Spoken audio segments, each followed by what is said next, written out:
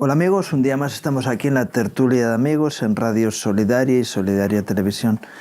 Contamos hoy con la presencia de Miguel Díez. Miguel, bienvenido.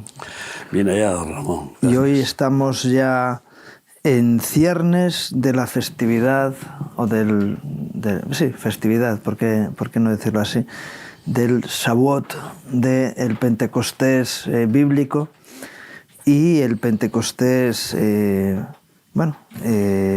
el que vivimos en la actualidad, en el tiempo del Espíritu Santo, ¿no? Aunque para muchos el Espíritu Santo es un elemento mágico, ahí raro, externo, lejano, que es anecdótico. Hay personas que dicen, yo recibí el bautismo del Espíritu Santo hace tantos años y porque hoy debes de estar, si recibiste el bautismo del Espíritu Santo, hoy deberías de estar manifestando la gloria de Dios, lo que pasó con los primeros apóstoles y discípulos de Jesús, ¿no?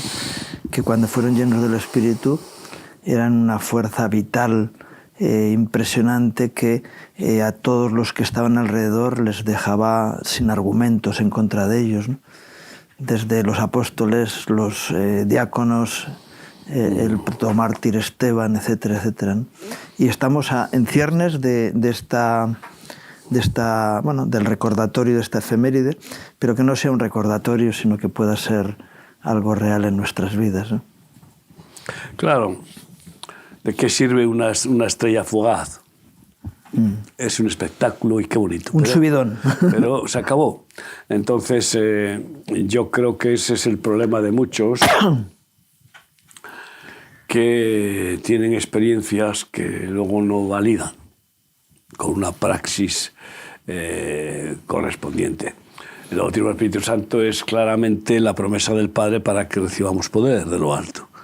Entonces, esa llenura del Espíritu nos da la gracia divina de que es el mismo Espíritu Santo el que vence nuestro corazón y nos da el poder para vencer nuestro ego y tener dominio propio, y el que nos llena de sus frutos divinos que no se pueden obtener de ninguna manera si no es por su gracia, y también nos pertrecha de dones sobrenaturales que son herramientas poderosas para extender el reino de Dios y establecer su justicia, ¿no? Pues el don de ciencia, de sabiduría, el don de profecía, el don de los dones de sanidades, etcétera, ¿no? Y claro, pues el poder tiene que ser renovado, es decir, ese poder de lo alto, aunque los dones son irrevocables, el verdadero poder no son los dones, es la santidad, son los frutos. Ese es el verdadero poder, porque eso es participar de la naturaleza de Dios. Dios no necesita dones, Él da dones, pero Él no los necesita, es omnipotente. Por lo tanto, no es que tenga poder, es que tiene absoluto y total poder. Pero concede dones poderosos que manifiestan la intervención sobrenatural de Dios en las actuaciones que correspondan a los siervos de Dios para ejercer su ministerio y para, salvar, sanar, libertar almas, etcétera, y dar testimonio, ¿no? Porque también los dones dan testimonio de quién es el autor de esos dones, ¿no?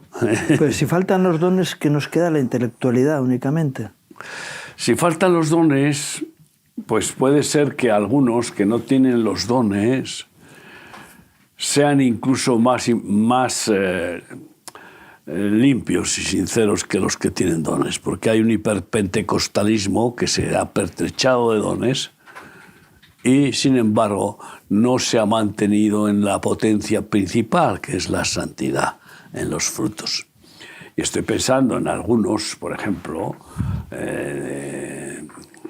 tradicionales, evangélicos, fieles a la doctrina y al comportamiento, y que buscan cómo vivir en temor de Dios, aunque no han experimentado la llenura del Espíritu Santo por falta de apóstoles ministradores del bautismo del Espíritu Santo, que este es el gran problema, o por haber sido marcados con prejuicios, tradiciones y doctrinas contra el bautismo del Espíritu Santo, lo cual los que lo hacen no se dan cuenta de que están poniéndose en el peligro de pecar con el pecado imperdonable, que es ir contra el Espíritu Santo.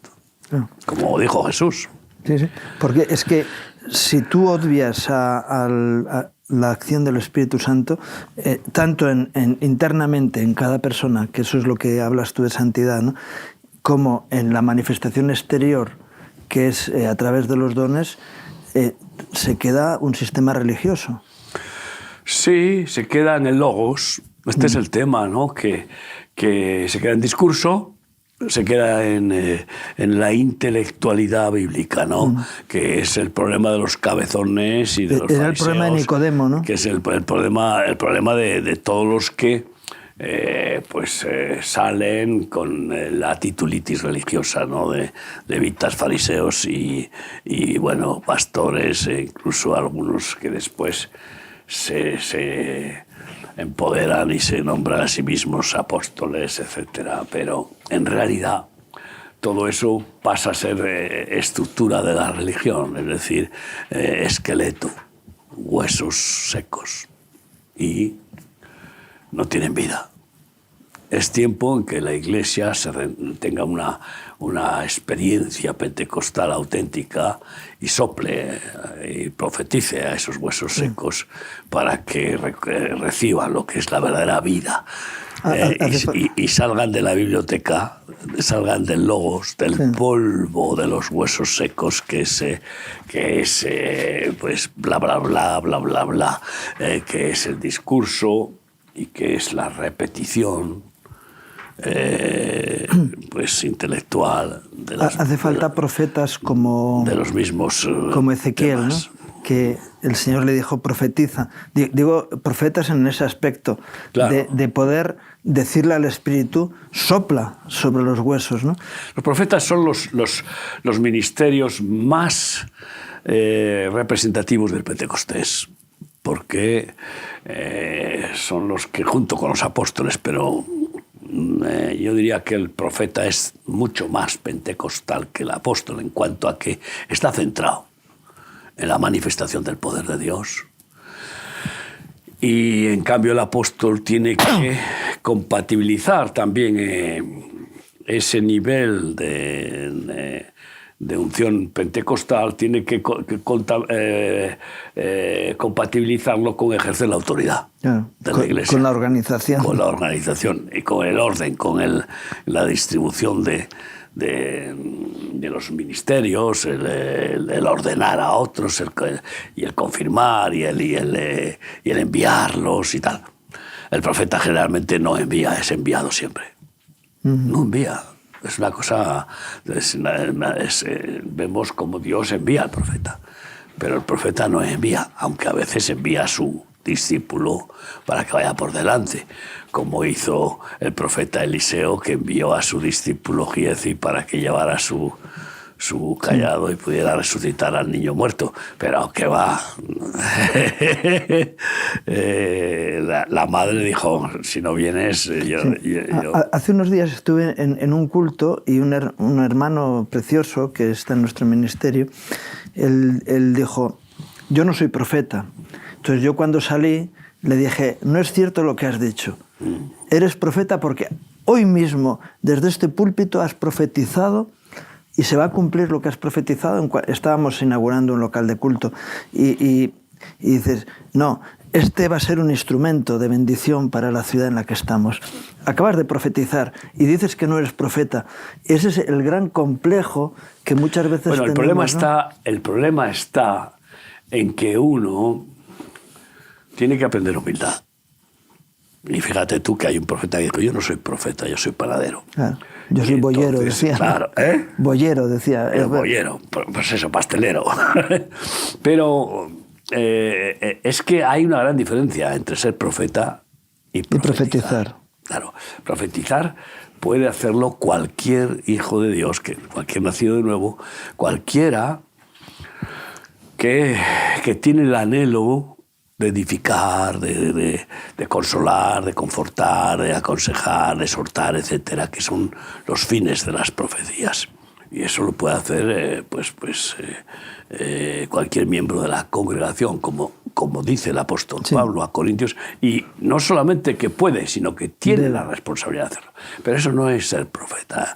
Ser profeta es que, vamos, cuando profetiza el profeta, sí o sí se cumple, porque si no, él sabe que le puede Dios apedrear. Ahora ya no, lo llevaría al paredón Dios, pero sí podría decir hasta aquí ha llegado.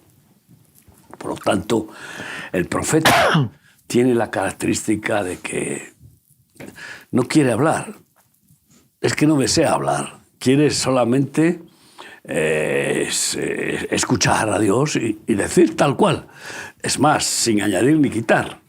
hay de él. La palabra vive en el temor de Dios, en la comunión con el Espíritu Santo y en la responsabilidad tan grande que supone. Así dice el Señor. Claro. Dios mío, yo me maravillo como cuántos se ponen y así dice el Señor. Claro.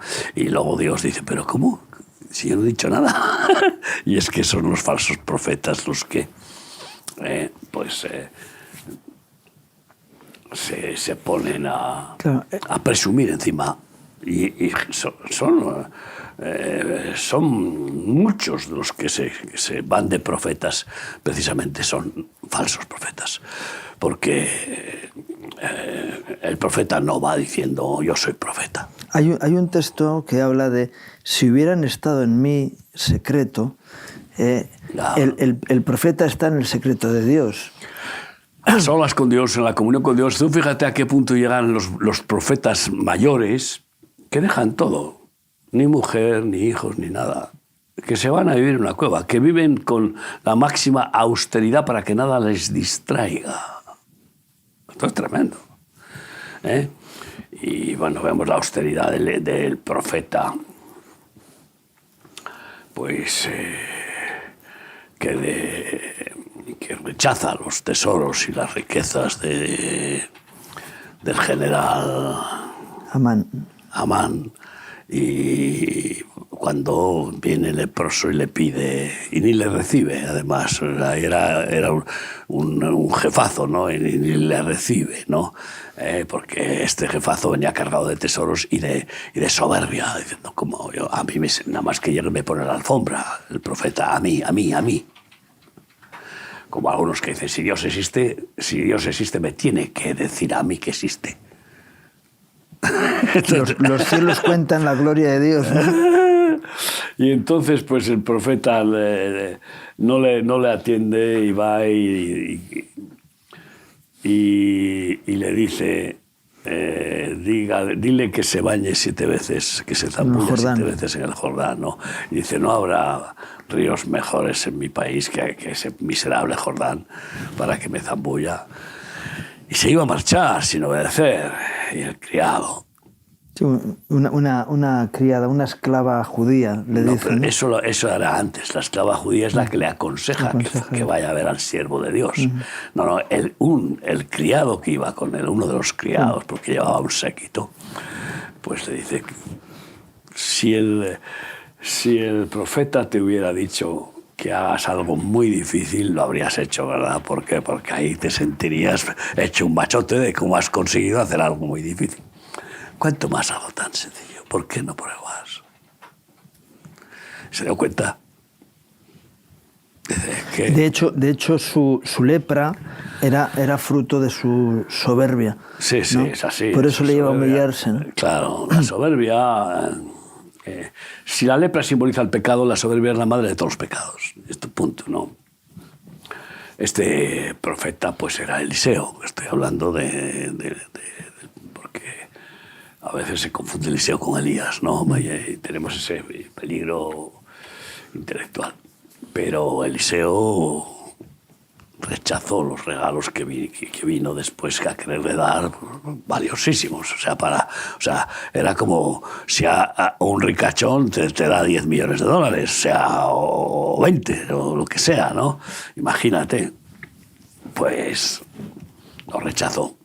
Pero el criado Giezi, codicioso y viendo la gloria de Dios a través de su jefe, cae en la mentira y va y le dice que han venido visitas y que mi amo me ha dicho que me des lo que me has ofrecido. Y claro, lo oculta, los tesoros que recoge. Giezi fue otro Acán, ¿no? Fue otro Acán, sí, codicioso. Y entonces el profeta, que recibe la revelación. ¿No estaba mi espíritu contigo cuando recibiste los regalos del general? Sí, pues la lepra de Amán pasará a ti y a toda tu descendencia, y no habrá ningún descendiente tuyo que no sea leproso. Madre mía. Esto es tremendo, ¿no? Pero el profeta tiene los 9 dones. En mayor o menor medida, porque claro, para todo hay medida. El don de milagros pues tiene unas medidas muy, muy específicas, ¿no? Entonces, los dones de sanidades igual, pues tienen medidas específicas. Es decir, bueno, pues el profeta lo usa a Dios para sanar a cualquier enfermo, pues sí, pero a lo mejor, pero no para que sane a una multitud, como sanaba Jesús. Fíjate, Reinhard Bonnke, por ejemplo, Reinhard Bonnke, sí. Él hacía campañas con millones de personas en África y había manifestaciones de sanidades multitudinarias. Pero es que el evangelista, Reinhard Bonnke, no era un profeta, no es un profeta. No, es un evangelista nato. Pero un evangelista con un nivel de unción altísimo. Sí, sí. Y por eso el evangelista tiene también dones sobrenaturales, especialmente 2. Expulsión, discernimiento de espíritus y expulsión de demonios, y los dones de sanidades.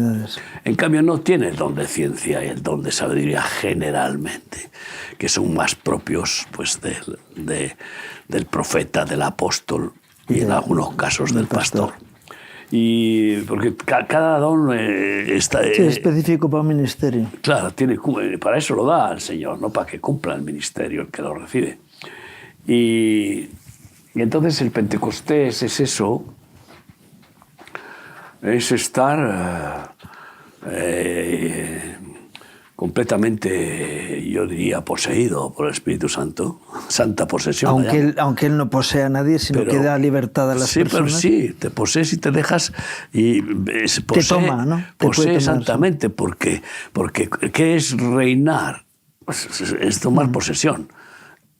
Tomar posesión. Y el humilde se somete a la posesión, a la autoridad, porque, oye, ¿qué es ser un siervo?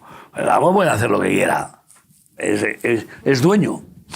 Y claro, muchos quieren ver a Dios como el bendito, el benefactor, pero no el amo. Y ahí hay un grave problema. Dios es amo, absoluto. Pero absoluto. Sí, por eso es Señor. Lo que pasa es que no es tirano, porque puede ejercer, con toda la fuerza que quiera, y rasgar, romper y matar. Sin embargo, él es el transmisor de la libertad absoluta, ¿no? Donde está el Espíritu del Señor, ahí hay libertad. Ahí hay libertad, ¿para qué? Para que no seamos guiados por la obligación de la ley, sino por el amor. Entonces, por eso digo que es un amo que no pueda traicionar a su sustancia, a su naturaleza, él es amor. Y por tanto no es un tirano, es un padre. Y un padre tiene que el hijo verlo como un amo. Porque amo es saber Sobre todo cuando es niño, él ve a su padre como el amo de la casa. ¿Dónde está el amo? Ah, papá, que te llaman. O sea, en definitiva, pues es una forma de mostrar respeto, sí, no de manifestar esclavitud. Dios es mi amo. Y el hijo es una Cristo consecuencia es mi amo, del padre. Pero sí.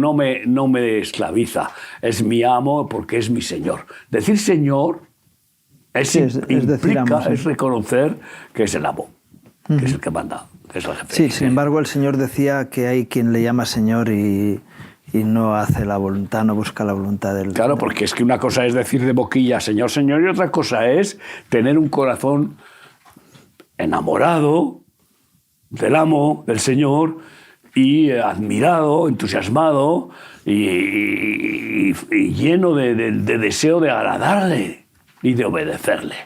Y por eso vive cada día pendiente de Señor, ayúdame a obedecerte, porque si no, no voy a poder y yo no quiero entristecerte, no quiero deshonrarte, ¿no? Pero el otro dice Señor, Señor, porque es el típico hipócrita. Y dicen a otros que hagan lo que ellos no hacen, como Jesús les denunciaba claramente. El bautismo del Espíritu Santo viene sobre todo para que seamos fieles con los labios, tengamos el dominio propio y seamos veraces en cuanto a la acción, es decir, a no solamente hablar, sino a ser hacedores. Claro. Los dones tienen dos peligros, ¿no? Uno es no usarlos, porque el Señor enseñó también en las parábolas que el que esconde el talento luego va a tener que dar cuentas de él. Y el otro, lo que hablabas antes de la soberbia, del que se cree más porque tiene más gracia de Dios. Y lo que dice la palabra es que al que más se le dio, más se le va a pedir. Es decir, cuanto más unción tengas, más responsabilidad de hacer las cosas. Por eso ves las tragedias de ungidos y las deshonras de algunos teleevangelistas han sido tan tremendas que vamos, o sea, yo sufrí mucho de ver a un ungido maravilloso de muchos dones y un siervo que predicaba como vamos, y que cantaba, tocaba el piano y que tenía una unción y una gracia y financiaba a 1000 misioneros suyos por el mundo. Imagínate tú, en aquel tiempo más de $1000 al mes, y te estoy hablando de hace 25, 30 años. Entonces, Jimmy Swaggart.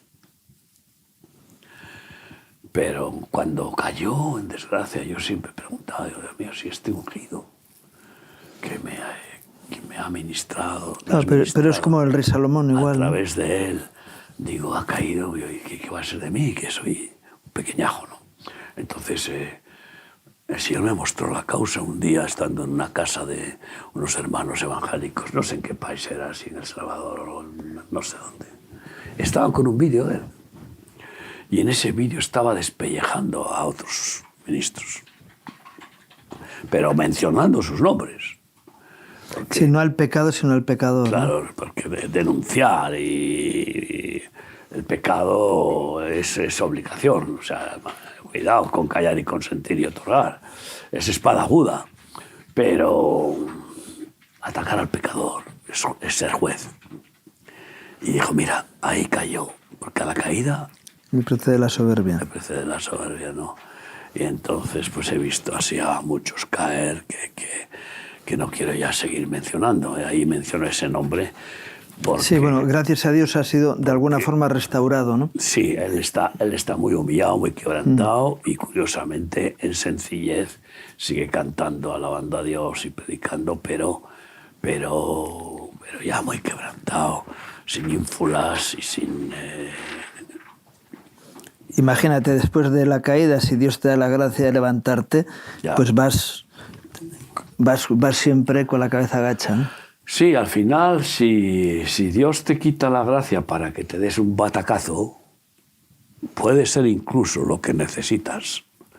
¿Por qué? Pues porque es que en esas ínfulas acabas en el infierno si Dios no te quebranta. Eso está clarísimo, vamos.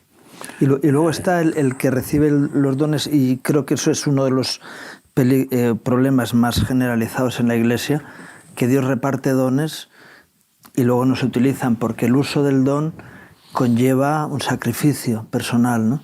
Es decir, cuando tú estás ministrando a las personas, te desgastas, hay a veces en lucha espiritual hay cosas muy desagradables que tienes que experimentar y por ejemplo, en el don de ciencia, cuando vas recibiendo revelaciones de Dios, llega un momento en que dices, Señor, yo no quiero conocer tanto, porque produce situaciones complicadas, ¿no? Cuando mejor no conocer, ¿no? Que a veces conocer cosas y dices, Señor, si me muestras esto, ¿ahora yo qué hago, no? Ese tipo de cosas, por ejemplo, en los pecados de otros, en este tipo de situaciones que dices, yo prefiero ser ignorante, ¿no? Es un don que no produce demasiada satisfacción al ministro que actúa. Es que le falta la pasión del amor a Dios y al prójimo, sobre todo al prójimo, porque los dones no son para ministrar a Dios. No hace falta dones para ministrar a Dios. Para ministrar a Dios hace falta frutos, porque Él come sus propios frutos. Viene al huerto y busca sus frutos, ¿no? Pero el amor al prójimo es lo que la medida. Pero es sufrido, el amor es sufrido. Como hay medidas de amor, pues es sufrido, pero estás dispuesto, y entonces si tienes el don de consolar, de sanar, ¿cómo no lo vas a usar? No puedes evitar usarlo. Pero producen desgaste a la persona, ya y hay algunos que dicen, pero no, si que tienes lo haga el amor, otro, ¿no? Claro, pero eso es el egoísmo y la falta, en una palabra, poner los dones en el pañuelo, en la tierra, enterrados, en la congregación, ahí que flote como burbujas, ¿no? Y luego están aquellos que tienen los dones y no les dejan ejercerlos. El sistema. Eso es tremendo. Y esas personas se ahogan. No les dejan porque a mí me han venido muchas personas diciendo, no nos dejan que intentemos echar demonios en la iglesia. Y claro, nos hemos encontrado con casos y que no hay manera. Y esas personas siguen con problemas terribles, psiquiátricos o lo que sea, ¿no? Maldiciones, hechizos, lo que sea. Y eso sí que es un conflicto cuando vienen a que tú les ministres y son miembros de otra congregación. Tú lo sabes, en esa deontología eclesial, ¿no? Pero claro que tampoco les puedes dejar tirados, pero no dejan, incluso obstaculizan, porque si se levanta a alguien ungido, con dones sorprendentes, pues el pastor dominante que tiene su corral, pues si no tiene humildad, mansedumbre y dominio propio, le entra miedo a perder el ministerio, a que le roben el ministerio, que le roben las ovejas. Y por eso vienen las divisiones de las iglesias. Las divisiones de las iglesias vienen por la competencia, por no permitir que haya competidores, cuando en realidad es una escuela de gladiadores que tienen que competir como soldados de Cristo en las batallas de la fe. Y es bueno que anhelen ministerio. Claro. No que anhelen quitarle el ministerio al pastor, pero que anhelen ser pastores. ¿Cómo no lo van a anhelar a los que Dios ponga ese anhelo? Pero si hay alguien en tu congregación que tiene más unción que tú, este es Saúl con David. Ay, amigo, pues ¿qué pasó? Claro. Saúl se volvió envidioso, loco, y con este me quita el reino. Claro. Pero no hizo lo correcto. ¿Y qué? Por intentar retener, retuvo el reino, ¿no? ¿Pero tú crees que Saúl podía razonar? Porque lo que está diciendo es que estúpido, ¿no? Es que el orgullo, la soberbia y la envidia ciegan, se entontecen, no da pero opción. Pero eso no es guía del Espíritu Santo. No da opción. Sin embargo, él seguía con el bautismo del Espíritu Santo. Él había sido ungido Sí, sí, sí. y lleno del Espíritu Santo. Uno de los, Pero el espíritu que le dominaba ahora no era el Espíritu uno Santo. de los pocos casos que hay en el Antiguo Testamento, curiosísimos, ¿no? De llenura del Espíritu. Entonces, no, la persona cuando... David también fue lleno del Espíritu Santo, ¿eh? Porque en el Salmo 53 él reclama eso para él, y eso es porque Dios, cuando tú le pides a Dios algo que es conforme a su voluntad, él lo hace. Hombre, estaba tan lleno del Espíritu Santo que Dios le llevó de victoria en victoria y de poder en poder. Entonces, pero el asunto es que si el hombre pierde el temor de Dios, se acabó. Si el hombre pierde la vela y la oración, se acabó. Porque entonces pierde el temor de Dios. Claro. Entonces, la comunión con Dios, el crecimiento. En una palabra, tú te imaginas que a un hijo tuyo le pones a medir contra la pared y tiene 12 años y no tiene más que 1,10 m, y tiene 13 años y tiene 1,10 m, dice, madre mía, se me va a quedar enano este niño. Pues esto es lo que les pasa a algunos, que no crecen espiritualmente, y todo lo que no crece Mengua. Esto es inevitable. O sea, no hay quietud para el ser humano ni para nada de la creación. Solo Dios es inmutable y no tiene que crecer porque es perfecto. Él no puede crecer porque es el absoluto. Ya, pero no puede crecer ni quiere porque Ni está completo en sí mismo, completo. ¿no? Pero me refiero que lo único que no mantiene crecimiento es Dios. Los demás o crecemos o para abajo. Por eso es tan importante los dones recibidos, ir renovándolos constantemente.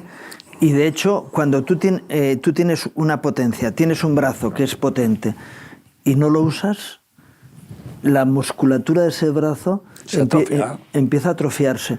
Y los dones es igual, ¿no? Cuando tú no utilizas un don, se va atrofiando y se va quedando en el olvido, como... Bueno, la Biblia nos habla de cómo la propia palabra fue olvidada, como la unción, las fiestas como la Pascua fue olvidada, y durante un tiempo vivían en otras costumbres diferentes, y eso traía la maldición. Porque Dios ha provisto lo oportuno y necesario para el día a día de cada persona en el tiempo del Antiguo Testamento y sobre todo hoy en el Nuevo, ¿no? Y desgraciadamente la Iglesia muchas veces se queda en lo cómodo del ritual en lugar de vivir en la libertad, en la situación no controlable de la vida en el Espíritu, como le dijo el Señor a Nicodemo, ¿no? Es que el que es nacido de nuevo es como el viento. Es decir, no claro, puedes tú la controlar... pérdida de protagonismo y en la absoluta dependencia. Es decir, que el que quiere vivir en el Espíritu tiene que negarse y que no viva en mí, sino Cristo en mí. Entonces tiene que someterse y dejarse totalmente. Entonces pierde todo protagonismo. Es como con la oración. La oración es la obediencia necesaria y principal de la enseñanza de Jesús, pero que requiere una negación total. Y eso cansa. Cuando vayas delante de Dios, ve más a escuchar. Entonces, por eso la oración da mucha pereza, porque tienes que quedar muerto ahí para que sea el viento. Y no nos gusta. No nos gusta. Nos gusta tener intervención, participación. Y Dios nos da participación. Pero claro, pero ¿con qué sentido? Para quitarle la gloria, para ponernos medallas, para tener satisfacción de ser parte divinizado. Y hombre, todo tiene que ser por amor. Entonces, cuando la necesidad de tu prójimo es tan grande y el amor sigue ahí creciendo, porque todavía hasta que lleguemos a la medida de amor que nos tiene Dios, vamos, estamos muy lejos de amarle con todo el corazón. Pues entonces no paras. Y como resulta que en el ejercicio, por ejemplo, del don de sanidad hacia una persona, hay una lucha y que no se sana inmediatamente y que hay una y ese fuego, el fracaso, ¿no? Ese fuego, ese celo te consume, entonces clamas a Dios, sánalo, Señor. Tú sabes que yo no estoy aquí como sanador, tú eres el sanador. Estoy aquí para invocarte tu nombre, Yahweh Rafa, y proclamar el beneficio de tus llagas. Y con la fe de que tú puedes, si quieres, sana. Y entonces la oración entra en juego, inevitablemente. Y entra en el juego, en el equilibrio entre lo que es la oración para que el Espíritu Santo se manifieste y lo que es la proclamación profética, la proclamación de la palabra de ciencia, de sabiduría, de los dones sobrenaturales. Y ahí se produce la victoria. Y a veces ocurre como le ocurrió a Moisés, ¿no?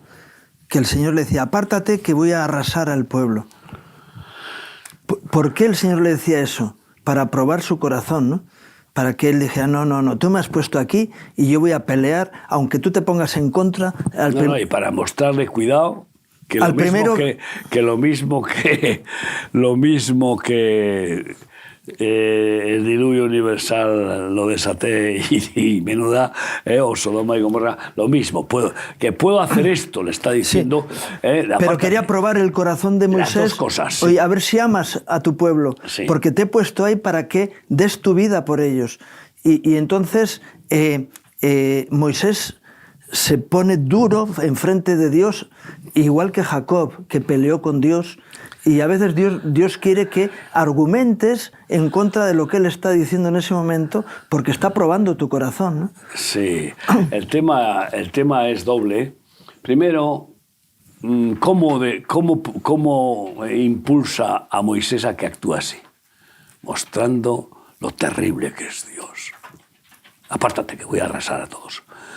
Es terrible. Dice, primero a mí. Y entonces porque Moisés sabe que Dios puede hacer eso y claro, lo que quiera. Claro. Y entonces reacciona. Pero puede haber dicho, yo me quito y hazlo. No, pero claro, reacciona pues conforme a esa unción, de esa medida de amor al pueblo, a Dios y al pueblo. Claro. O sea que... Tú me has puesto a mí precisamente para que esté en medio. Y es la figura de Jesús, claro, como sacerdote, intercesor delante del Padre, ¿no? Claro, perdónalos porque no saben lo que hacen, la cruz muriendo, pero el tema también tiene que ver con que pues Dios dice que se puso a mirar a los hombres a ver si había alguno que buscara a Dios. Es que no hay nadie que se ponga en la brecha delante de Dios. Ese texto es tremendo. Entonces, y efectivamente no había nadie que dijera, bueno, pues mátame si hace falta a mí, pero no a tu pueblo. Y eso es lo que hizo Moisés, ¿no? Y eso es lo que al final hizo David, después de comprobar que el arca del testimonio en casa de Obed-Edom produjo bendición, dijo, me la llevo conmigo y si me mata, que me mate. Ya está. Esto es así de sencillo, ¿no? Buena muerte si Dios te mata, ¿no? Sí, es que lo hará. Es que el tema es que lo hará. Porque al final lo hizo. Al final David tuvo una buena muerte, pero murió. Entonces, ¿y quién produjo esa buena muerte? ¿Quién le quitó la vida? Pues Dios, eso está claro. No solo Dios quita la vida y la da. Por mucho que muchísimos seres humanos no lo entiendan, no lo acepten, ¿no? Y qué bueno es el crecer. Y para mí, cada renovación en el espíritu, sea por un retiro de estos que son maravillosos. Sí, que no hemos hablado, pero que ahora hablamos de él. Por eso, sea por un retiro espiritual, sea por una experiencia personal a solas con Dios, allá tirado en el suelo de tu dormitorio, donde sea, no lo sé. En lo oculto. En lo oculto, sea porque pues viene un sueño, una revelación, lo que sea, produce crecimiento. Las experiencias producen crecimiento. Claro. Las experiencias divinas, claro. Y el problema está en que los que quieren el orden religioso, estorban todo lo que sea experiencias del viento loco, como lo podríamos llamar, de las sorpresas, de lo que desestabiliza al sistema, ¿no?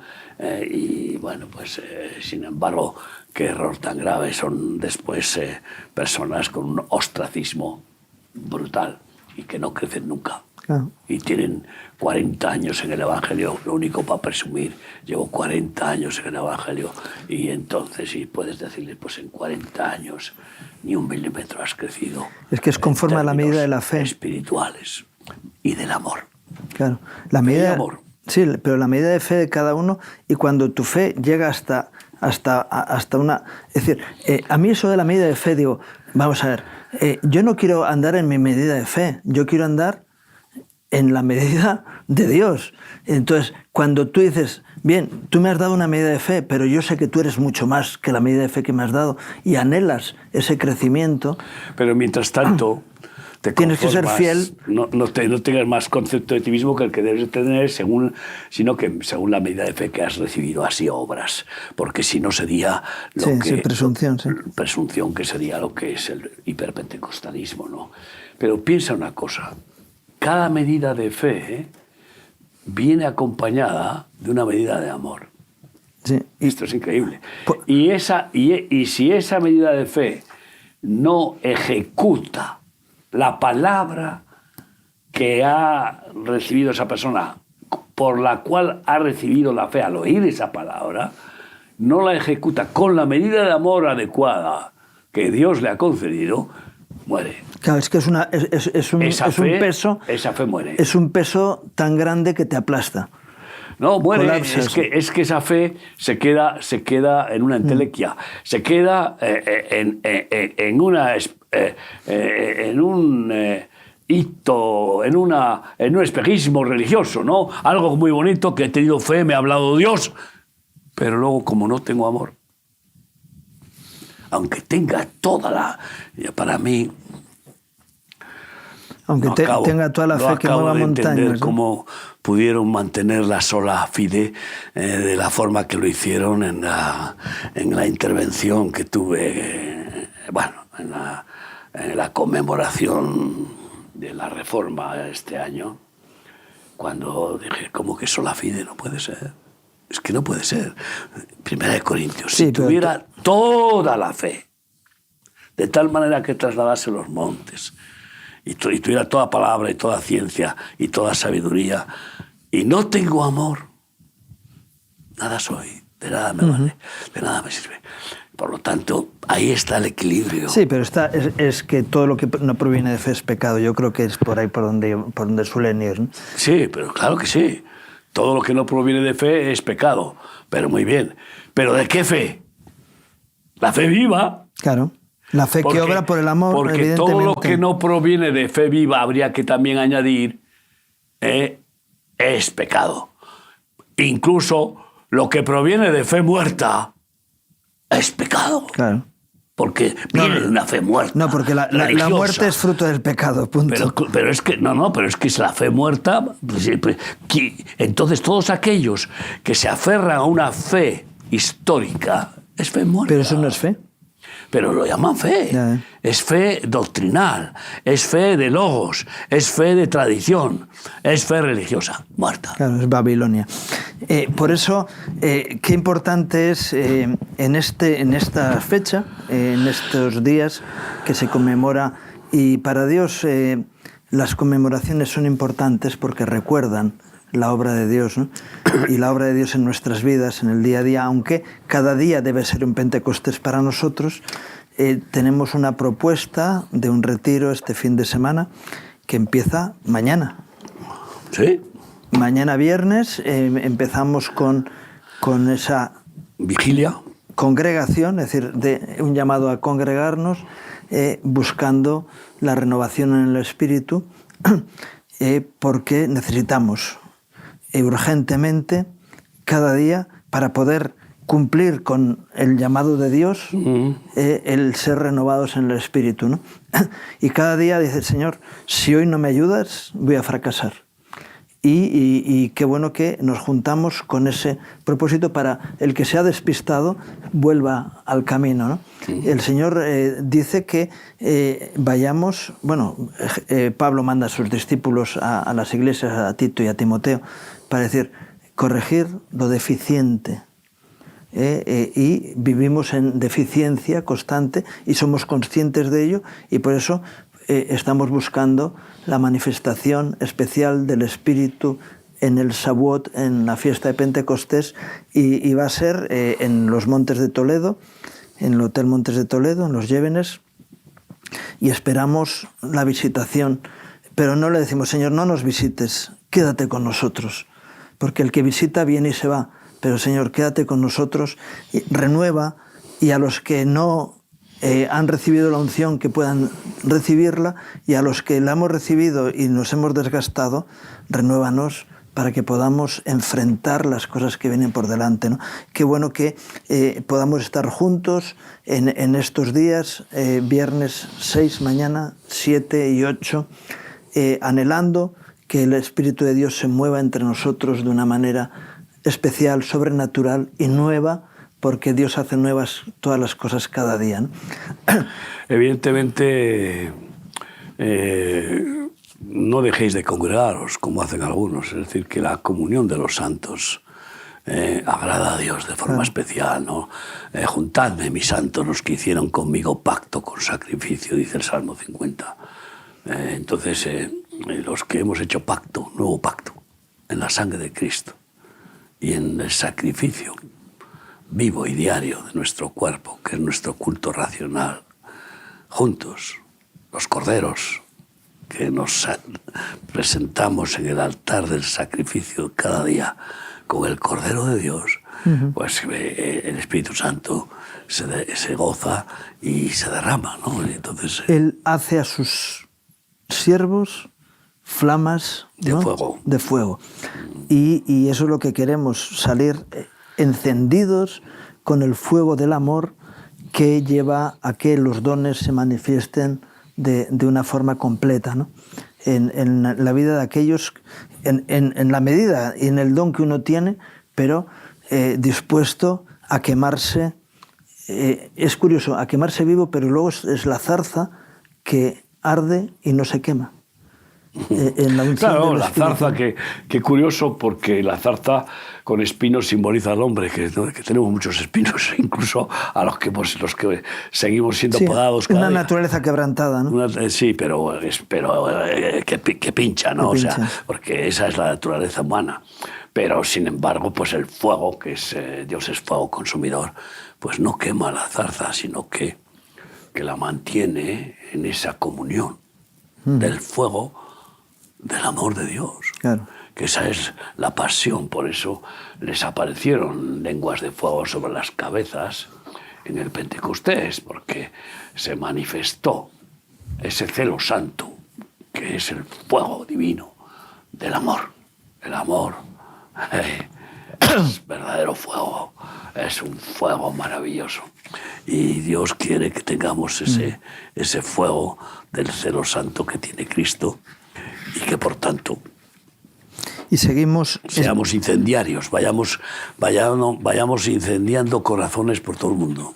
El fin de semana siguiente, fechas 13, 14 y 15 de junio, tenemos el congreso en Portugal. Digo, para los intercesores que estén orando por este evento, evidentemente, de este fin de semana y por el del siguiente, porque el manto de alegría se va a manifestar, por lo menos se va a proclamar, y esperemos que se manifieste, en Lisboa, en el 30º, es decir, en el 30º Congreso de Remar Portugal, que Dios mediante va a ser ese manto de alegría y que también Dios mediante vamos a poder estar allí, bueno, junto con otros hermanos. Incluso si hay un grupo de personas que quieran ir a ese congreso en la semana que viene, pues podrían viajar desde Madrid con una furgoneta, si se consiguen 9 pasajeros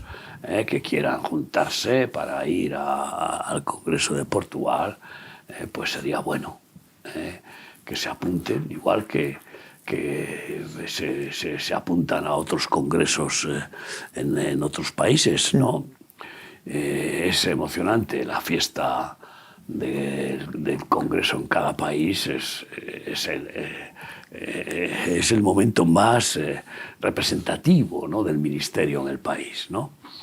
Y bueno, pues que contacten para poder organizar un viaje. Sería bonito que portugueses que están pues rehabilitados o que están reinsertados o que están en nuestras iglesias como miembros o en otros lugares, otras iglesias, pues que se apunten a participar de este congreso especial en Lisboa. Habrá campaña evangelística, si Dios quiere, el viernes por la tarde. Espero que el Señor me dé la gracia de predicar y luego pues el congreso sábado y domingo, ¿no? Y también es importante dejar un llamado, como siempre, no lo puedo evitar, un llamado de amor a Israel, de solidaridad. Es tremendo lo que estamos viendo. Nos hemos tenido que poner serios con la FEREDE, que ha hecho una declaración contra Israel, y no lo vamos a tolerar de ninguna manera en nuestra manera de ver lo que es no ser jueces. No, por favor. Y desde aquí yo tengo que amonestar a aquellos que han hecho esas declaraciones y que rectifiquen por el bien de ellos. Porque ¿de qué vamos nosotros a condenar al presidente de Israel? Mejor callamos. Que no quiero hablar tampoco de nuestro gobierno y de nuestro país para no juzgarlo. Sí que puedo hablar de las corrupciones y de los pecados, porque es necesario denunciar el pecado, pero nunca al pecador, como han hecho. Y bueno, pues ¿qué les puedo decir? Acompáñenos a los viajes que tenemos preparados para ir a Israel, a consolar a Sion, a decirles a los israelitas que no somos antisemitas, que no nos proclamamos partidarios y cómplices de estos juicios políticos contra Netanyahu o contra Israel. De ninguna manera. Nosotros somos enviados de Cristo por fe y amor, y punto. Y lo que queremos es, bueno, manifestar los frutos del Espíritu Santo en Israel y provocar a celos a los judíos. Y darles el evangelio de amor. Porque ese es el mensaje. No es el juicio, no es condenar, no es acusar personas y menos a Israel. No es nuestra parte.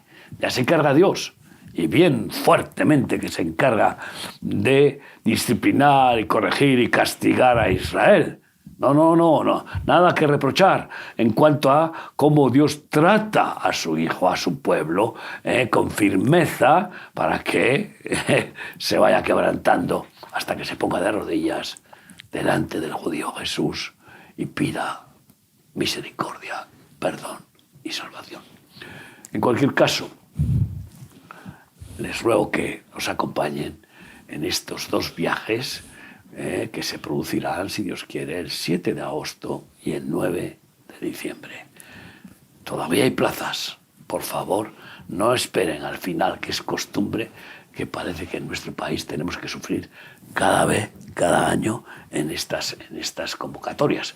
Y además Israel, ante la actitud de nuestro país, exige con un mes de antelación las personas que van a ir para que sean chequeadas y puedan ser aceptadas. ¿Por qué? Porque tiene el mejor sistema de seguridad del mundo. Por eso yo digo que es más seguro ir a Israel que ir por las Ramblas de Cataluña. De sí, Barcelona. evidentemente, con las Ramblas. Sin ninguna duda. Entonces, y por eso no lo dejen para el final, por favor. Y apúntense, vengan con nosotros a Israel y oren por Israel y por la paz de Jerusalén. Que, pues oye, siempre hay ahí una obcecación, pues eso, satánica, de antisemitismo y de llamarle genocida a la víctima. Esto es increíble. Solo falta que se quiera blanquear a Hitler y que se culpe a los judíos de la Shoah. Sí, es algo parecido. O a Nimrod. Así que, bueno, pues tenemos estos eventos preciosos y campañas evangelísticas que van a seguir produciéndose a lo largo de estos meses de verano, que son los más típicos para hacerlas. Y bueno, pues pude gozar con la inauguración del local de culto de Talavera de la Reina, que nunca había estado. ¿Tú has estado? No. Pues bueno, hay un grupito, y eso que se acaba de empezar. Un grupito pequeño, pero para empezar, pues es buena señal de que podemos allí manifestar el testimonio. Y seguimos en ese plan de extender el ministerio y de abrir más locales de culto. Estamos buscando un local de culto en Leganés y en Alcobendas. Si ustedes saben de alguna manera, de alguna oportunidad, avísenos, porque creemos que son dos puntos vitales en los que el Señor nos llama para seguir estableciendo congregaciones que buscan la verdad, el reino de Dios y su justicia, y que no pretenden establecer religión, sino manifestar la fe y el amor de Jesucristo. Oren por estos proyectos también. Y bueno, pues el Señor nos dice que oremos por discípulos. Si alguno de ustedes tiene el llamado de ser ministro de Jesús y no puede ya soportar que le pongan zancadillas, que le estorben y que lo tengan ahí atado como un burrito al pesebre religioso, pues suéltese y hable con Dios y le diga a usted: ¿dónde quieres que yo vaya? Allí iré. Turquía, necesitamos misioneros para Turquía, Ucrania, Libia, Filipinas, 7.000 islas. Madre mía, necesitamos misioneros para muchos países. Y bueno, pues el Señor nos dice que oremos. Yo oro al Padre para que desate los burritos y burritas que están ahí atados y que están acongojados porque se dan cuenta de que se les pasa la vida de culto en culto, de rito en rito, sin poder reventar ese fuego de amor y soltar aceite por el mundo. No se conformen. Díganles a sus pastores: el Señor me llama y no puedo seguir aquí sin contestación. Así que Él quiere que usted sea pescador de almas. Y usted, mujer, también, porque hay ministerio para las mujeres. Pues claro, diferentes, aunque en muchos casos muy similares. La oración, el evangelismo es para hombres y mujeres, y cumplan su ministerio, no pierdan el tiempo, no tengan ese llamado ahí, atado, acongojado, sin respuesta. Y si dentro de la congregación donde usted está hay voluntad de Dios de que usted ejerza ministerio, pues búsquelo. El que anhela ministerio, ¿qué? Sí, buena cosa desea. Buena cosa desea. No se conforme. Vamos a orar que el Señor desate muchos burritos y los envíe por el mundo, los cabalgue, y así lleven el evangelio de salvación, porque ¿cómo creerán si no oyen? ¿Cómo conocerán a Jesús si no hay quien les presente a Jesús? Sigamos presentando al perfecto hombre, a Dios hecho hombre, al único Salvador. Te presento a Jesucristo. Ese es el mensaje. ¿Quieres conocerle? Yo he recibido todo lo bueno gracias a Él. Vamos a orar. Sí, y todo lo bueno sigue a nuestra disposición si le buscamos, de verdad. Amén. Vamos a orar. Padre bendito, Señor, estamos tan agradecidos que enviaste a tu Hijo. Sí, Jesús, bendito eres, Dios. Gracias, Padre, y gracias, Jesús, por enviarnos al Espíritu Santo. Señor, el don, el regalo perfecto. Señor, tantas veces obviamos y nos olvidamos, Señor, del gran regalo, de tu presencia como Padre, como Hijo, como Espíritu Santo en nuestras vidas. Señor, manifiéstate, Señor, por encima de las razones, de los motivos. Señor, queremos someter nuestras vidas a tu directriz, a tu dirección, y levanta a muchas personas dispuestas a ir al altar, al lugar del sacrificio, igual que tú lo hiciste allá en la cruz, que puedan seguir tus pasos para cada uno ser crucificado en la cruz que nos corresponde y poder así manifestar tu victoria y tu gloria. Ponemos especialmente estos días, Señor, sí, Jesús, la fiesta del Pentecostés, Señor, que sea una verdadera fiesta en medio de tu pueblo. Señor, especialmente en medio de nuestro ministerio, Señor, renuévanos y úngenos nuevamente, fortalécenos en ti. Señor, también ponemos delante tuyo el congreso allá en Lisboa y todas las demás actividades que vamos realizando, y llama, levanta, Señor, da gracia a personas para que puedan ir en estos llamados especiales a Israel en agosto y en diciembre, Señor. Te lo pido en el nombre de Jesús. Amén. Amén. Y gracias, Miguel, por este tiempo. Siempre al Señor, a vosotros. Y gracias a ustedes por acompañarnos en este programa, deseándoles un día más que Dios traiga gracia y bendición a sus vidas, sus familias, sus trabajos. Que Dios les bendiga.